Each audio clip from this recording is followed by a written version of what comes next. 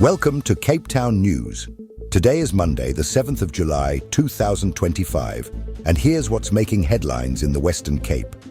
Gang violence erupts in Mitchell's Plain, leaving 5 dead. Gift of the Givers races to aid thousands hit by Cape floods. SAPS seizes firearms in weekend crackdown across the city. MyCiTi routes rerouted after flooding causes major disruptions. Cape Town Festival of Running Gears up for a packed weekend. Cold conditions and passing showers expected Tuesday across the Cape.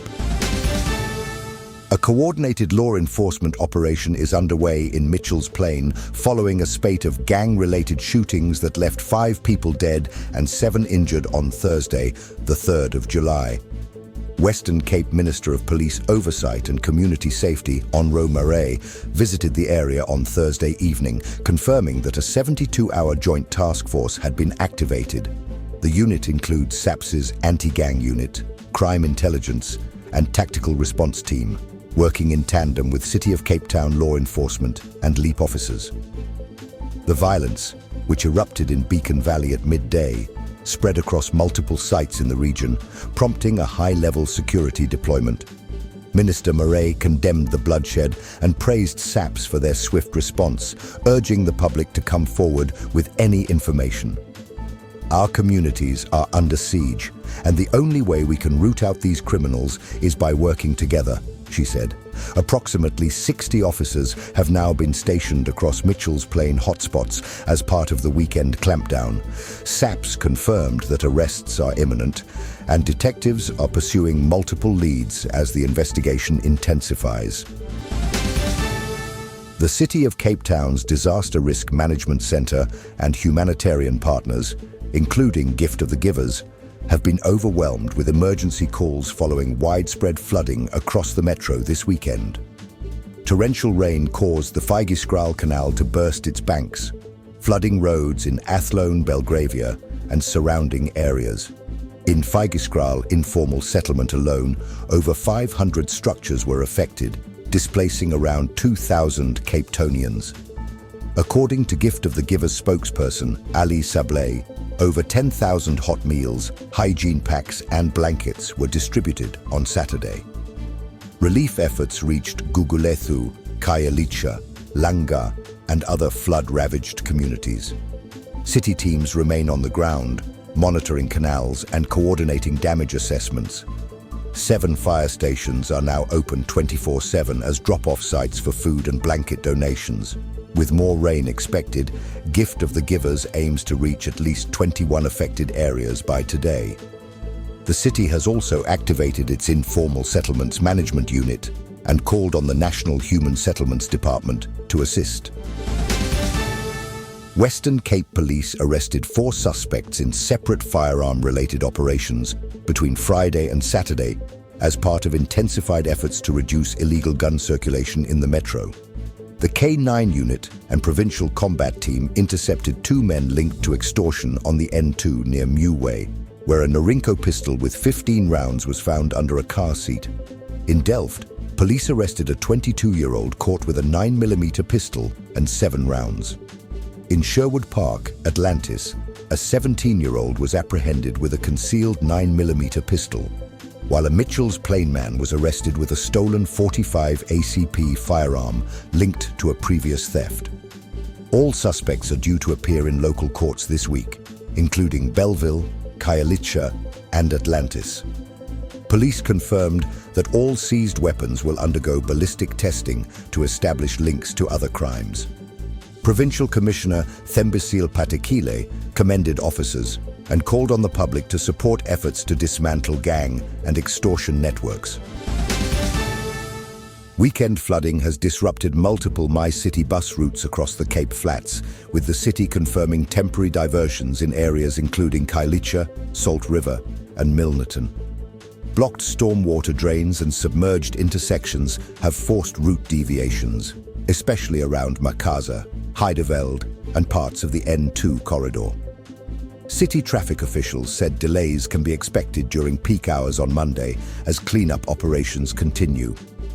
Commuters are advised to use the MyCiTi app or call center for real-time route updates. Road maintenance teams are working with disaster risk management to assess infrastructure damage and clear affected roads. Metro rail services were not affected, but rail bridges in Philippe and Langa remain under close monitoring due to high water levels nearby.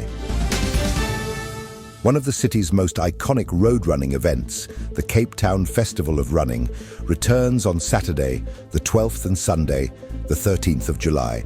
Hosted by Hewat Athletics Club, the event offers something for runners of all levels. The main attractions include a 50-kilometer ultramarathon, a 21.1-kilometer half marathon, and a family-friendly 5x5-kilometer relay. Junior athletes will also take part in a dedicated race, making this a highlight for the whole community. Races will start from 7 a.m. and continue throughout both days along the scenic Sea Point Promenade. Entry fees range from 200 Rand to 350 Rand depending on the race category. Organizers confirmed that all proceeds go towards supporting grassroots athletics development in the Western Cape. Cape Townians are encouraged to attend, cheer or participate as road closures and a festive atmosphere transform the Atlantic seaboard into a weekend sports hub. Visit the Cape Town Festival of Running website for registration details. Here is your money, commodities, and crypto updates. Starting with major currencies. The US dollar is trading at 17 Rand and 69 cents. The British pound stands at 24 Rand and 11 cents. And the euro will cost you 20 Rand and 82 cents. Moving to the commodities market, gold is priced at 1,883 Rand and 61 cents per gram. Silver is trading at 20 Rand and 92 cents per gram. Platinum is valued at 781 Rand and 58 cents per gram. And Brent crude oil is trading at $65.50 per barrel. In the cryptocurrency market, Bitcoin is valued at 1,935,021 Rand, while Ethereum is trading at 45,583 Rand. Ripple XRP is priced at 40 Rand and 20 cents. And finally, Solana is trading at 2,669 Rand. Keep in mind that these numbers are based on the latest data, but may still change as markets fluctuate in the course of the day. Tomorrow, Cape Townians can expect chilly, damp conditions across much of the metro. Cape Town will reach a maximum of 13 degrees Celsius with morning cloud and light showers, while Paarl will peak at 14 degrees Celsius, and Stellenbosch hits 13 degrees Celsius under mostly cloudy skies. Winds will be moderate, blowing northwesterly at 10 to 15 kilometers per hour. Ocean swells will remain moderate at 2.4 meters with a period of 12 seconds, creating cautionary surf conditions along False Bay. Tide times for Tuesday are low tide at 6:55 a.m. and high tide at 12:48 p.m. The sun will rise at 7:45 a.m. and set at 5:49 p.m. with UV levels staying low, though cold and wet weather gear is highly recommended throughout the day. With that, we conclude today's bulletin, and now you know what's happening in the mother city. Thank you for watching Cape Town News. Make sure to subscribe and hit the notification bell so you never miss a story. We appreciate your support. Let us know your thoughts in the comments below.